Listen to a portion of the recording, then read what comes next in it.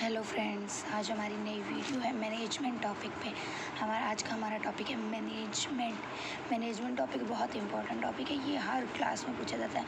हमारे 12th में भी ये बहुत अच्छे से ये टॉपिक आता है, बीकॉम में भी आता है, हाई स्कूल में भी आता है। बस इसका कॉन्सेप्ट जो है वो धीरे धीरे बढ़ता चला जाता है। तो आज हम पढ़ेंगे मैनेजमेंट टॉपिक।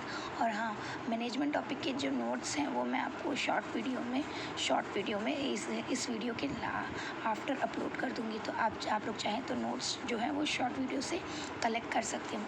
देखिए मैनेजमेंट, अब हम पहले देखते हैं मैनेजमेंट का मीनिंग। सबसे पहले किसी भी टॉपिक को पढ़ने के स्टार्ट करने से पहले उससे स्टार्ट करते टाइम उसकी मीनिंग हमें लिखी जाती है। हम एग्ज़ाम में भी अगर हमारे पास ये टॉपिक आता है तो हम सबसे पहले उसकी मीनिंग लिखेंगे। ठीक है, तो मीनिंग पढ़ते हैं। Management is a process of planning and regulating the activities of any enterprises. Management एक प्रोसेस है जिसमें सब तरह की प्लानिंग, रेगुलेटिंग और सारी एक्टिविटीज़ को प्लान करना, उन्हें कंट्रोल करना।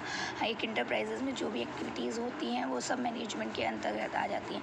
किसी भी इंटरप्राइज में कोई भी वर्क को मैनेज करना, कंट्रोल करना, उसका प्लानिंग करना, उसे एग्जीक्यूट करना कि कौन सा काम कैसे होना है, कौन सा काम किस तरह होना है, कौन सा काम कब होना है, what do where to do and when to do, इन सब को कहते हैं, इस पूरे प्रोसेस को कहते हैं management is a coordination and administration of task to achieve a goal. Management एक वो टास्क है जो क्या कहते हैं, जो 2 से 4 लोगों के ग्रुप को कोऑर्डिनेट, मतलब 2 से 4 लोगों के ग्रुप को साथ में काम करने के साथ साथ डेफिनेट गोल को अचीव किया जाता है। मतलब मैनेजमेंट एक तरह से कह लेंगे, या एक तरह से आप मैनेजमेंट के लिए ये समझ सकते हैं, किसी भी चीज़ को मैनेज करना, किसी भी चीज़ को प्रॉपरली मैनेज करना, किसी भी जैसे ग्रुप को मैनेज करना, किसी भी ग्रुप की एक्टिविटी को मैनेज करने को हम मैनेजमेंट कहते हैं। Such administration activities include setting up. इन सारी एक्टिविटीज़ में कौन कौन सी एक्टिविटीज़ आ जाती हैं? सेटिंग अप, इंक्लूडिंग सेटिंग्स की चीज़ों को कैसे सेट करना है, चीज़ों को कैसे रखना है, चीज़ों को कैसे मैनेज करना है।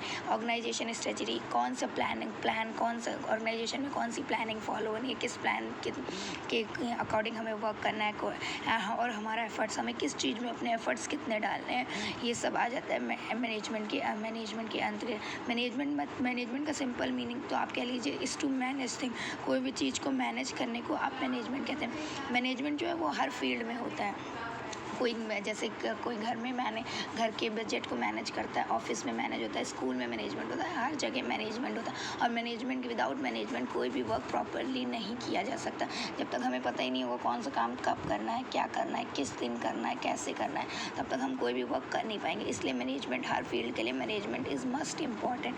इन simple words we can say that the management is a process of designing, maintaining an environment in which individual working together in group efficiently accomplishes selected goals.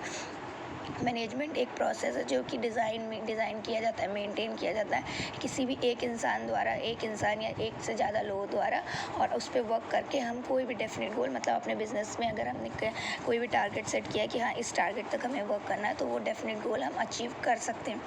ठीक है, अब देन डेफिनेशन ऑफ मैनेजमेंट देखिए, यहाँ पे हमने 3 writer की definition दी है। According to Mary Parker Follett, management is the art of getting things done through people.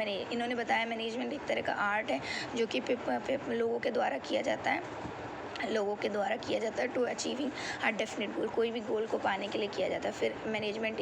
फिर दूसरी डेफिनेशन जो है एफ डब्ल्यू टेलर की, to manage is to forecast and to plan and organise to command and coordinate and to control. Third definition according to C.W. William, management is a process of realising and directing human energies towards attaining definite goals. ये definition कभी भी अपनी language में नहीं लिख सकते हैं, आप मीनिंग हमेशा अपनी लैंग्वेज में लिख सकते हैं, लेकिन डेफिनेशन हमेशा वर्ड टू वर्ड कॉपी करी जाती है, क्योंकि डेफिनेशन में ज़रा सा भी इधर उधर होता है तो एग्जामिनर हमारे मार्क्स ज़रूर काटता है। इसलिए डेफिनेशन हमेशा प्रॉपर जो बुक में दी गई हो, जो आप जहाँ से भी पढ़ रहे हैं, जहाँ से भी स्टडी कर रहे हैं, जहाँ जैसी डेफिनेशन बताई गई हो वैसी ही डेफिनेशन प्रॉपर लिखनी है। इस वीडियो के बाद में आपके नोट्स अपलोड कर दे रही हूँ। नोट्स में आपके डिफ़िकल्ट वर्ड्स की मीनिंग्स भी हैं, तो नोट्स आप उस शॉर्ट वीडियो से कॉपी कर सकते हैं। Thank you.